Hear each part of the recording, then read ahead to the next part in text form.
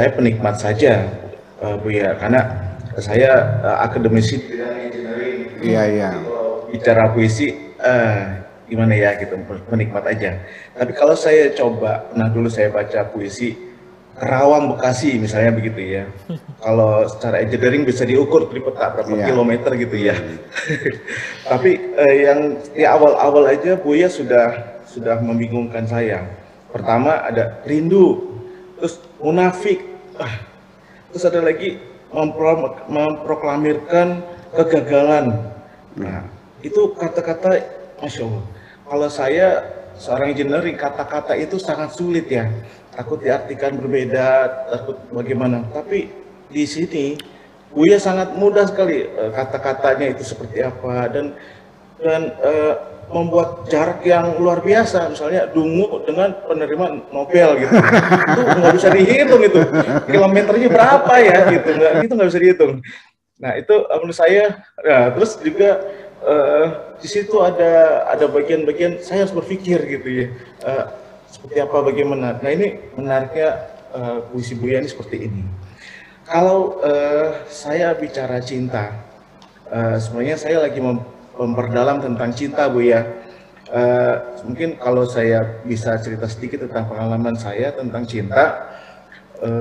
Saya tuh di waktu kecil dibesarkan di lingkungan non-Muslim. Ada Tionghoa, Kristen, Buddha, Hindu, sekitar itulah. Semenjak saya lahir sampai saya waktu itu SMP, saya tidak pernah tahu yang meninggal dari kalangan Muslim. Saya nggak pernah tahu. Nah, di SMP kelas 3, di keluarga saya pun nggak ada yang meninggal. Belum ada yang meninggal saat itu. Nah, di SMP kelas 3, saya habis Isya tuh, sholat Isya saya tertidur. Nggak biasanya saya tertidur habis Isya gitu ya. Sholat Isya langsung tertidur. Nah, di situ ada pengalaman spiritual saya. Saya mengalami kematian.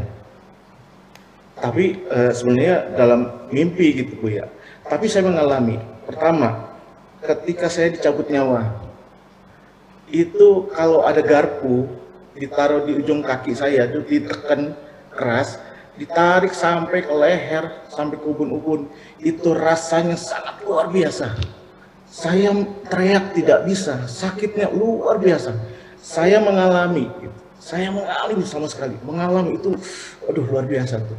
Di mana ditarik dari kaki sampai hati, terus sampai ke tenggorokan, itu sangat luar biasa. Yang menarik itu malaikat yang ada di depan saya dan di belakang saya. Nah, di atas di samping kepala saya. Dan itu saya melihat ruh saya dibungkus, kemudian saya pergi sama beliau itu diajak. Saya belum pernah naik pesawat, tapi di situ saya mengalami, saya naik lihat awan dan sebagainya itu. Waktu itu seperti itu. Dan saya ada kehidupan bagaimana saya dimandikan, dikafani, dikuburkan. Nah, ketika jenazah saya sudah dimandikan, mau dibawa ke kubur, itu ruh saya ada di samping si mayat saya itu. Jalan itu mengiringi. Begitu kelihatan, oh itu lubangnya, saya ada di dalam lubang. Nah, ketika itu diuruk dan sebagainya, itu saya nggak ngeliat, tahu saya ada di dalam satu ruangan gelap. Nah, dan itu ada saya di situ. Saya bangun, saya pegang, nah ada cahaya redup-redup gitu. Terus saya bangun, ada kapas di hidung. Terus kok saya terikat. Nah, terus saya buka, saya duduk. Di situ malaikat datang. Nah, itu ada proses tanya jawab dan sebagainya. Saya baca sama lah seperti itu pertanyaannya. Kemudian saya melihat ketika ditanya tinggal, ditanya ditinggal oleh malaikat itu. Malaikatnya berbeda tentunya. Di situ saya ada masa tunggu di mana saya menunggu malaikat lagi mau nanya saya. Saya melihat di rumah saya, adik saya, orang tua saya itu diskusi bicarakan tentang saya. Bagaimana mereka kehilangan saya. Dan di situ akhirnya ada malaikat lagi datang, terus dibilang, Anang, belum waktunya kamu ada di sini. Pergilah, pulanglah gitu. Akhirnya saya tertidur. Nah, pas tertidur terus saya terbangun. Pas saya bangun, badan saya penuh dengan keringat, seperti mandi dikasih air gitu. Dan itu saya kaget, saya menjerit gitu, saya teriak gitu, minta tolong. Nah, di situ saya sadar, oh saya masih hidup gitu. Dan berapa bulan kemudian nenek saya meninggal. Nah, di situ saya paham saya harus ngapain. Kan di situ lingkungan bukan muslim. Nah, saya harus melakukan apa? Tentunya dibantu dari kampung sebelah untuk menyelamatkan jenazah. Kejadian itu berulang ketika saya SMA kelas 3. Wah, itu saya udah takut sekali. Nah, ketika ada cerita disampaikan kepada saya, ketika Nabi Muhammad SAW menjelang sakaratul maut, terus ada proses di mana malaikat menarik nyawa dari Nabi Muhammad. Sebegitu sakitnya Nabi Muhammad, diceritakan di sana dan ditanya, apakah sakitnya ini sama dengan sakit yang dialami oleh umatku? Malaikat mencabut nyawa bilang tidak, itu sepertiganya. Nah, akhirnya Nabi Muhammad protes, kalau begitu limpahkan saja semua rasa sakit itu ke diriku, kata Nabi Muhammad. Itu saya merasakan cintanya Rasul itu kepada umatnya seperti itu, luar biasa. Kalau yang saya alamin itu adalah yang sudah diambil sakitnya atau yang diderita oleh Nabi Muhammad, wah itu sangat luar biasa. Saya begitu kagum dan cinta sekali dengan Nabi Muhammad. Dari itulah cinta yang saya rasa itu cinta.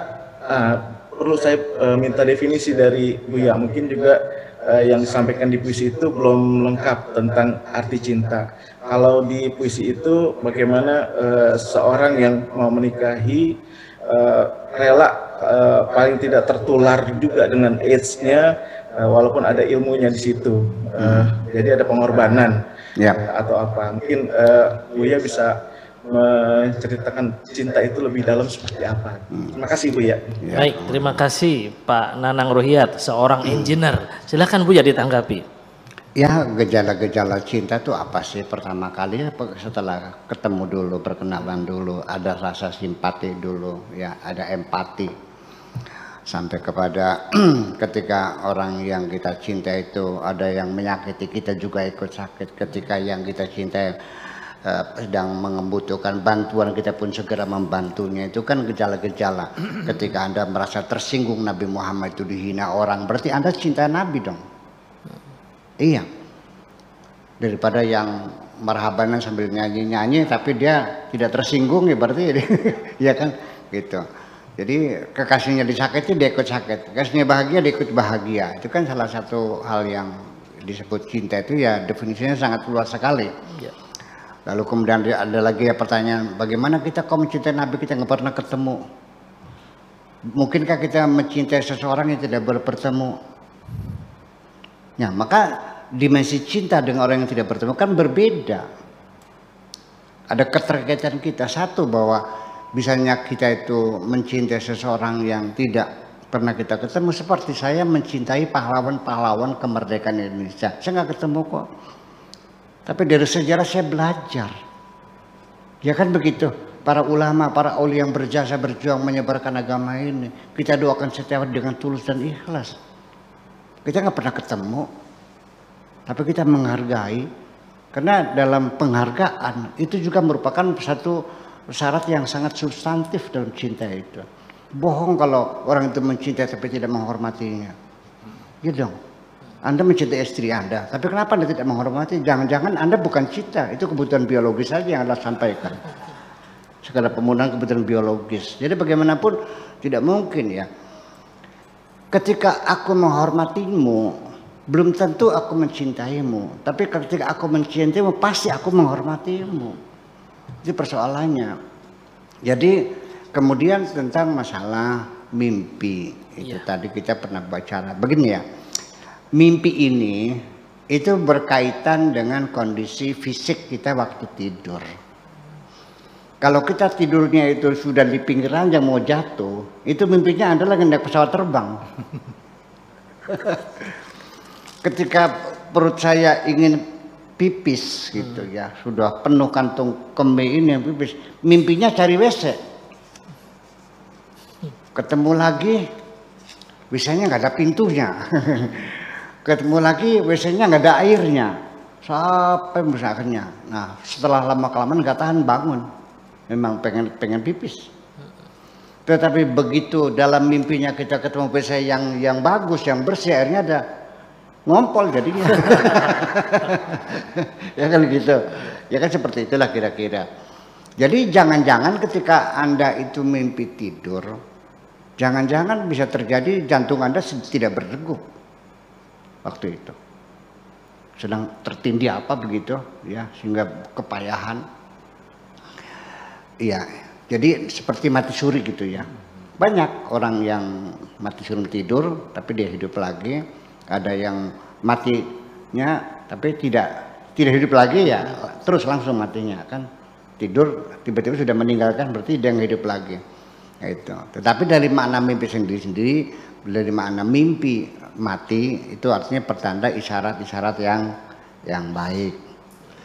Kalau kita mimpi melihat mayat, mengubur mayat, menggendong mayat kan gitu, atau kita mati sendiri, pokoknya kalau mimpinya kematian itu ada rezeki lah gitu. Amin. Ada kemudahan.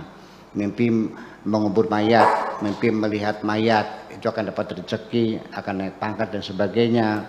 Nah kalau mimpi mati itu ada isyarat adanya peningkatan spiritual, keimanan kita. Saya harapkan mudah-mudahan Anda seperti itu aja. Terima kasih.